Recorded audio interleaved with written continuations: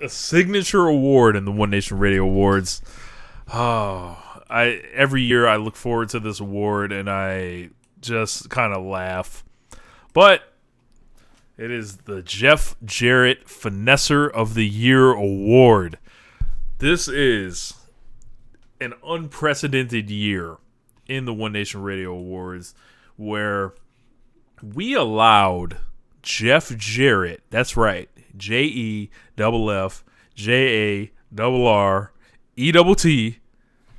to compete for his own award.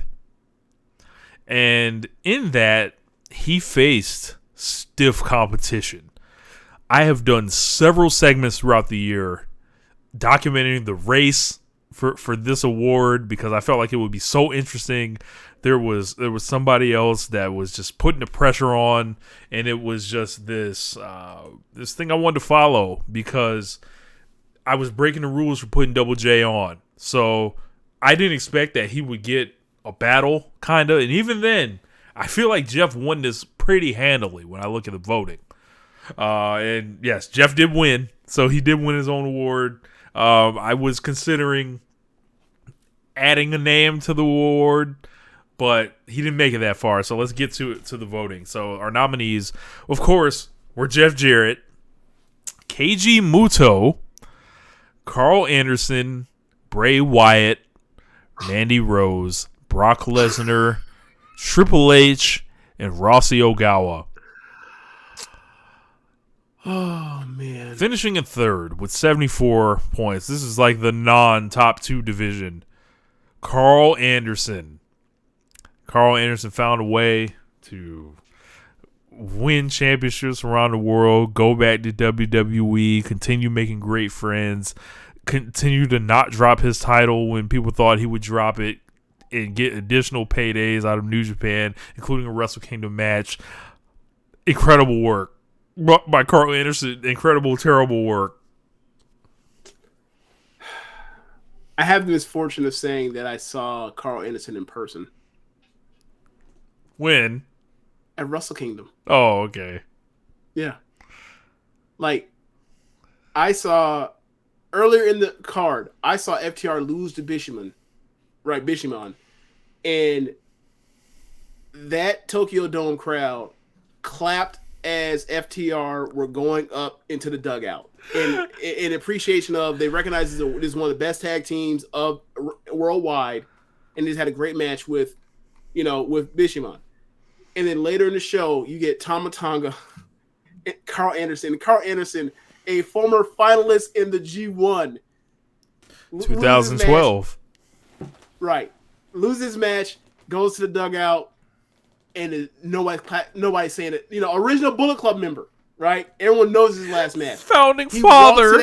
He walks to the dugout. Nobody's clapping at all. And at the last step before he goes down the steps in the dugout, he stuck a fist up like this is Swan song. Nobody clapped or cheered. It was like, bro, just get the fuck on.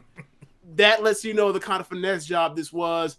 Look, I know that's Rocky's homeboy. Gotta be. Otherwise, why is this even happening? But yeah, man, just a huge finesse job. Huge finesse job. Well, it comes down to the battle. So they got to the dome and was lazy. I'm saving for the big shows. I'm saving for the big shows. This ain't no big show, bitch. This is not Paul White. No.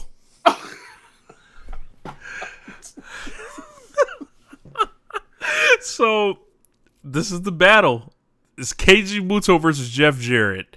And man, I think before I announce the winner, we should applaud both these gentlemen for the amount of money they were able to facilitate from the wrestling business at their advanced ages, at the way they were able to get hired, remain relevant, book shows, work with various promotions. Because, bro, this was like ridiculous. This is a mirror year for both of these guys. Like, yeah, if there would have been a photo of them shaking hands or something, the world would have exploded. The past, and there is a photo of them that does exist. I was saying, there's got to be long something time like ago. 99 NWO or long time ago. WCW, some shit like that. It's gotta be at some like WrestleCon event a long time ago or something like. Okay. But Jeff Jarrett had not entered AEW when Keiji Muto appeared there. Like they could not be in the same place at the same time. It just would not be right. So too much negative energies in the building. Oh man, the finessing, the swift business like moves. In second place with 81 points, Keiji Muto. Or excuse me, with 164 points, Keiji Muto, 81 first place points, but number one with 203 points, 132 first place points. The man defends his own award. It defends basically from getting Keiji Muto added to the award. Jeff Jarrett wins his own award in a landmark moment in One Nation Radio history. The funniest part about this is like, Muto just had a dome show that had 30,000 people at it. 31,000 people at it for his fucking retirement. And he might not fucking retire. He already had another match after his supposedly final match. See? So he's gonna win. So he better win it next fucking year. But yeah, man, like at least with Muto is like, he's a fucking draw. Do I need to get the Eddie Graham clip for y'all? Or not Eddie Graham, but a Mike Graham clip for y'all? Never broke 1,000 guitars, never drew a fucking dime. This man keeps getting spots. This man was in Ric Flair's last match. Yes. He was in Ric Flair's last match. He was in GCW. He was in WWE with an office job. He was in GCW to do a job. Yes, beat him and left. Amazing. Yes. The WWE referee stuff at SummerSlam. The office job at WWE. The Ric Flair's last match, the getting hired to AEW, convincing Tony Khan to put him on television every other week as a fucking wrestler still in 2022 into 23. The office job in AEW that he has, that it's just amazing. He appeared in the NWA, I believe, as a referee. He basically he went to AAA earlier this year. He had a bunch of racist shit. Yes, like. This man I'm convinced that he heard he was on the ballot. He was defending his good name and decided, I'm just going to finesse at a level I ain't never done it before. Incredible for the history of the Jeff Jarrett Finesser of the Year. The first time we put him on the ballot, I broke the rules. We normally don't do this. And this man won his own award. Yeah. Incredible. Keiji Muto.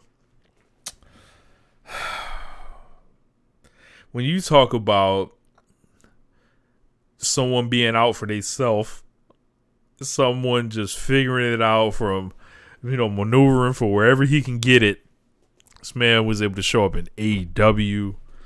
This man was able to convince WWE to send him wrestlers. Yeah. AEW to send him wrestlers. To give up championships without being beat for them, to barely put Kaito Kiyomiya over and just like walk off on him with no type of cosign or anything. Yeah, appeared on the historic crossover. Yes, Kaito Kiyomiya essentially has to play Muto. Essentially, everything that Hulk Hogan was in the '90s, this man was a pro wrestling Noah in this whole thing, and it was like even more successful because like Muto was actually a draw. Yeah. He just was not able to put enough together to knock off Double J here. And obviously, it's the how many people know about how much stuff that's going on with Muto compared to Jeff Jarrett. He finished second, which is like, it says a lot. That's an achievement in itself. Yeah. Right? It also has to do with us talking about Muto and Noah and the whole situation with New Japan as well over the last, let's say last year that when we covered it, is like, yo, this thing is amazing. And like, think about it. The only reason Muto was able to get on here because he fucking showed up at Grand Slam. That's the reason we were able to even put him on this thing, because he showed up in AEW for no fucking reason whatsoever.